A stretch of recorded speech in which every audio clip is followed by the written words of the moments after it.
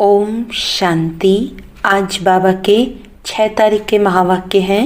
बाबा ने कहा, मीठे बच्चे, चैरिटी बिगिंस एट होम, अर्थात जो देवी देवता धर्म के हैं, शिव के व देवताओं के पुजारी हैं, उन्हें पहले पहले ज्ञान दो।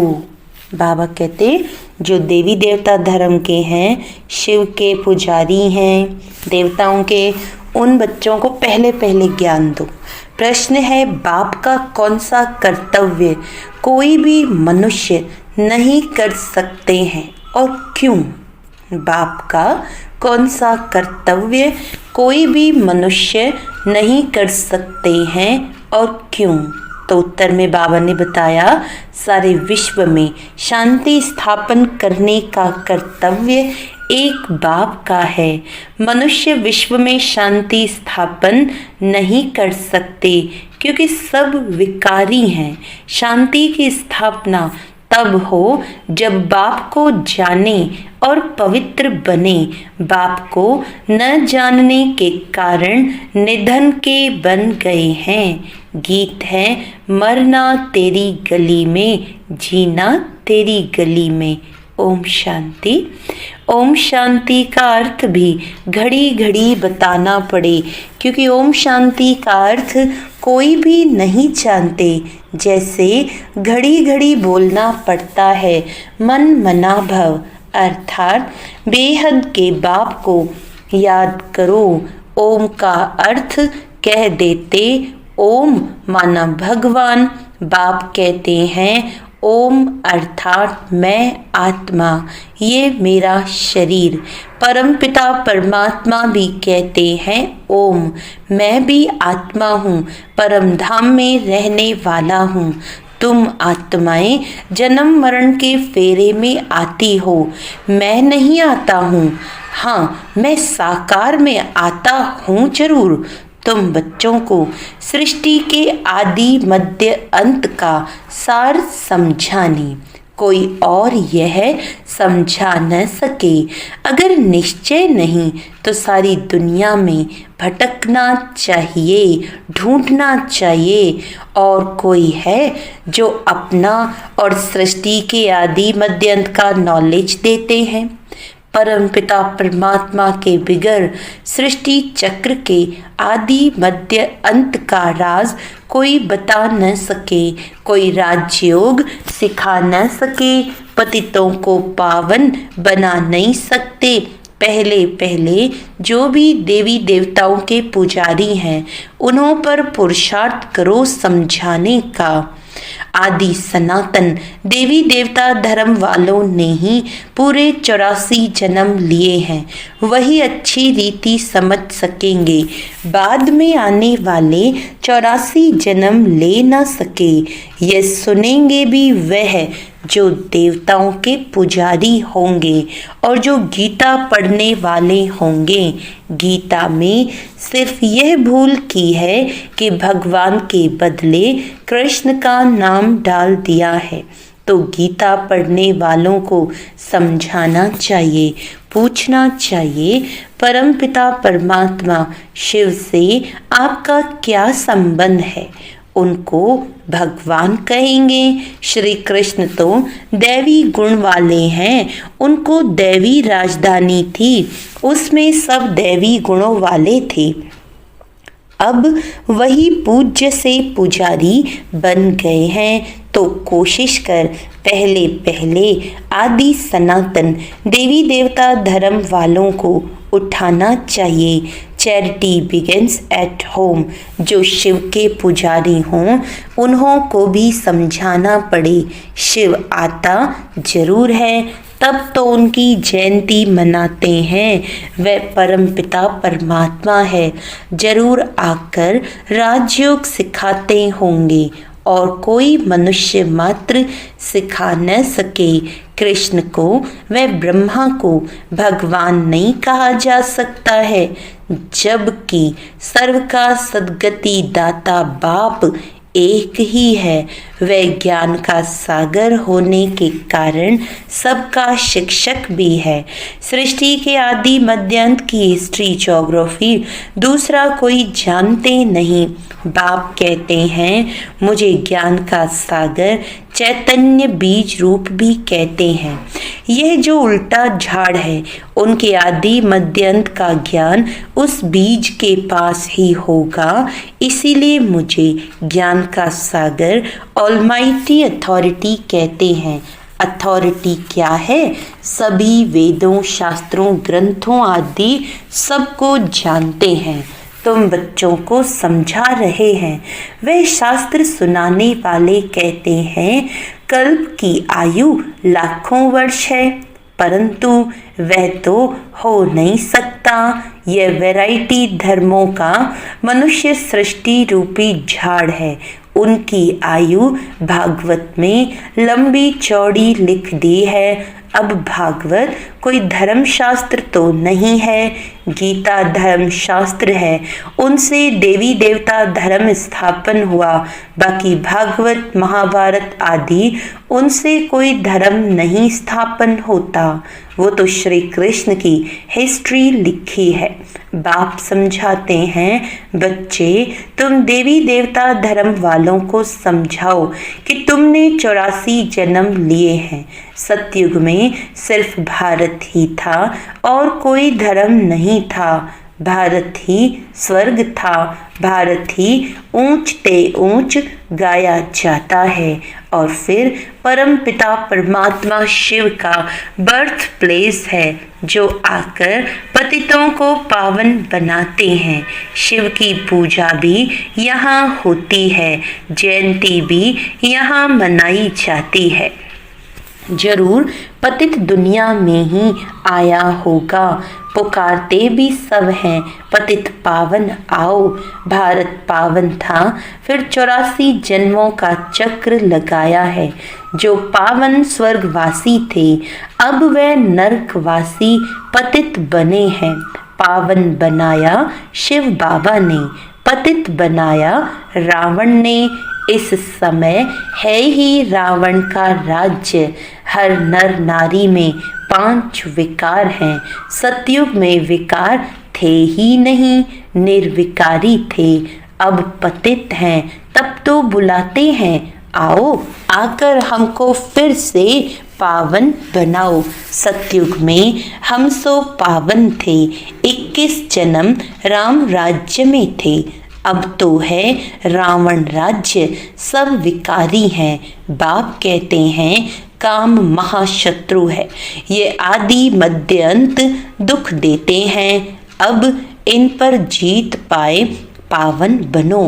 तुमने जन्म जन्मांतर पाप किए हैं, सबसे तमो प्रधान बने हो। आत्मा में खाद पड़ती गई। पहले तो गोल्डन एजेड थे, फिर सिल्वर एजेड, फिर कॉपर। खाद पड़ते पड़ते सीढ़ी उतरते आए। भारत की ही बात है। सतयुग में 8 जन्म, फिर त्रेता में 12 जन्म, फिर वही भारतवासी चंद्रवंशी वैश्यवंशी बनते हैं। आत्मा इम्प्योर बनती है। बाप कहते हैं मैं आकर कल्प कल्प भारत को स्वर्ग बनाता हूँ, फिर रावण नरक बनाते हैं। ये ड्रामा बना हुआ है।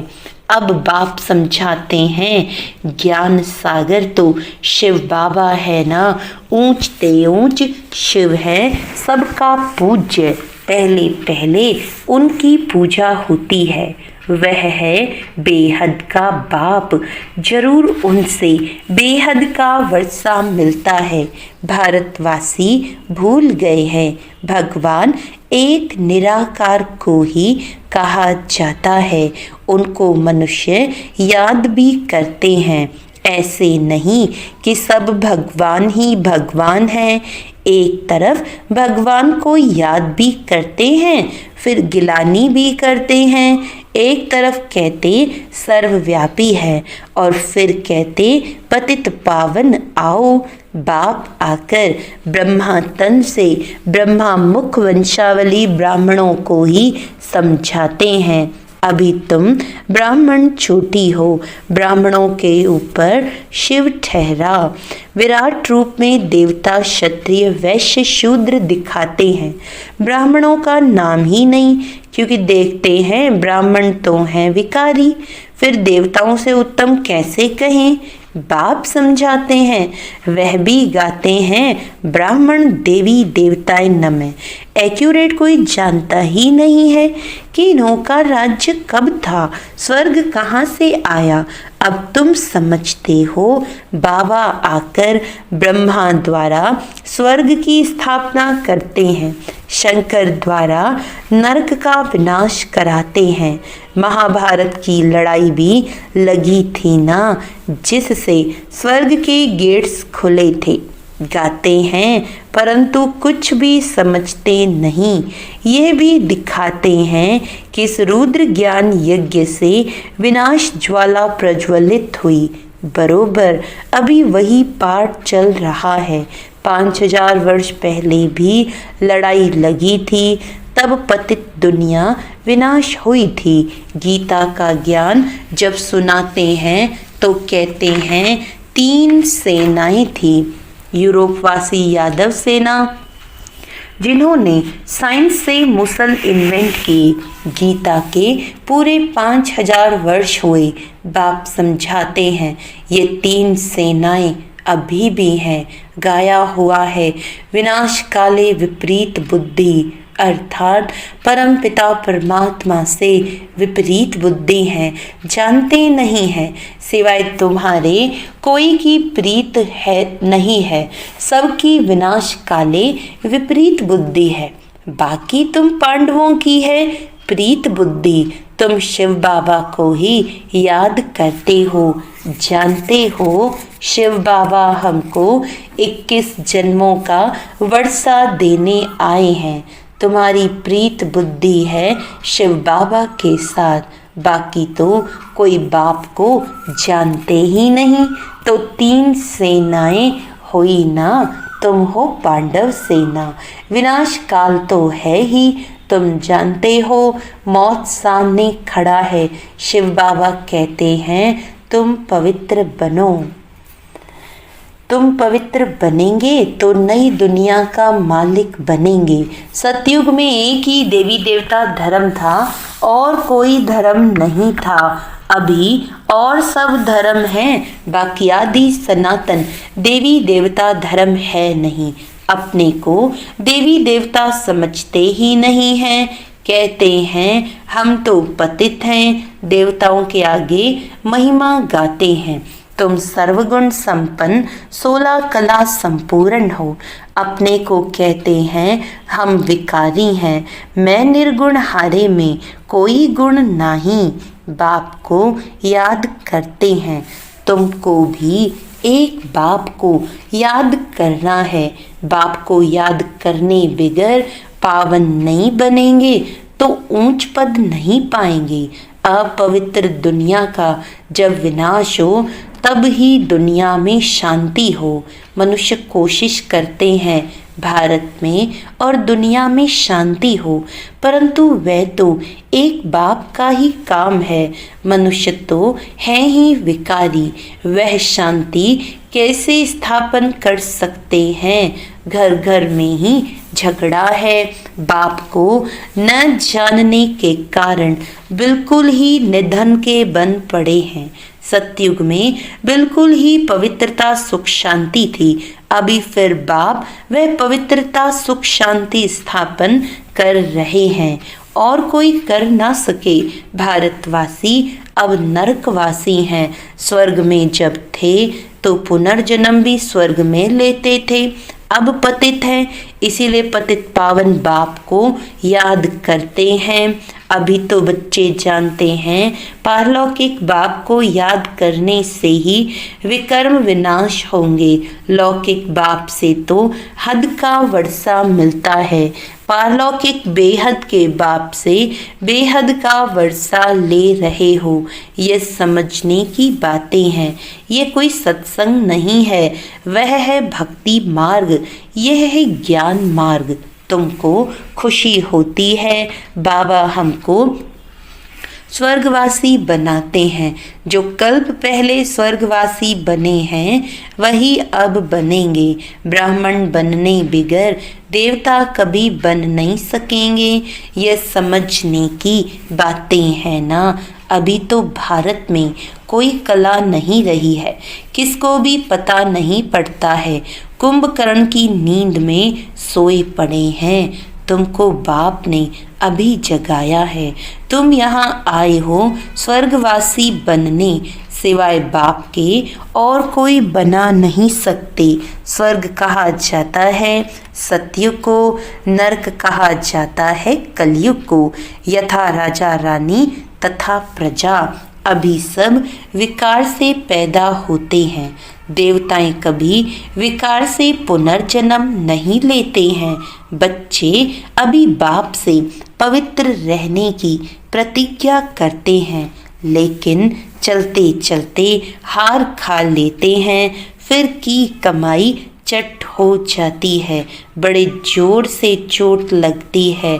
आश्चर्यवंत सुनंती कथनती, फिर भागंती हो जाते हैं। भल साक्षात्कार भी करते हैं, परंतु साक्षात्कार में माया का प्रवेश बहुत होता है। जैसे रेडियो में एक दो की बात सुन नहीं सके, इसलिए बीच में गड़बड़ कर देते हैं। यह भी ऐसे है। योग में माया विघ्न डालती है। मेहनत सारी योग में ही है। भारत का प्राचीन योग गाया हुआ है। अच्छा, मीठे मीठे सिकिलदे बच्चों प्रति माता पिता बाप दादा का याद प्यार और गुड मॉर्निंग। रूहानी बाप की रूहानी बच्चों को नमस्ते। हम रूहानी बच्चों की रूहानी बाप दादा को याद प्यार गुड मॉर्निंग, नमस्ते नमस्ते नमस्ते जी। धारणा के लिए मुख्य सार है, एक बाप से सच्ची प्रीत रख, सच्चा सच्चा पांडव बनना है। मौत सामने खड़ा है, इसीलिए पवित्र बन पवित्र दुनिया का मालिक बनना है। काम महाशत्रु जो आदि मध्य अंत दुख देता है, उस पर जीत प्राप्त कर पावन बनना है। याद से ही विकारों की खाद निकाल आत्मा को गोल्डन एजेड बनाना है। वरदान है, मन मना भव की स्थिति द्वारा मन के भावों को जानने वाले। मन मना भव की स्थिति द्वारा मन के भावों को जानने वाले सफलता स्वरूप भव। जो बच्चे मन मना भव की स्थिति में स्थित रहते हैं, वे औरों के मन के भाव को जान सकते हैं। बोल भले क्या भी हों, लेकिन उसका भाव क्या है, उसे जानने का अभ्यास करते जाओ। हर एक के मन के भाव को समझने से उनकी जो चाहना व प्राप्ति की इच्छा है वह पूरी कर सकेंगे। इससे वे अविनाशी पुरुषार्थी बन जाएंगे। फिर सर्विस की सफलता थोड़े समय में बहुत दिखाई देगी और आप पुरुषार्थी स्वरूप के बजाय सफलता स्वरूप बन जाएंगे। स्लोगन है, सोते समय सब कुछ बाप हवाले कर खाली हो जाओ। सोते समय सब कुछ बाप हवाले कर खाली हो जाओ, तो व्यर्थ व विकारी स्वप्न नहीं आएंगे। सब कुछ बाबा को देकर हल्के होकर सो जाएंगे तो कोई व्यर्थ या विकारी स्वप्न नहीं आएंगे। अच्छा, ओम शांति।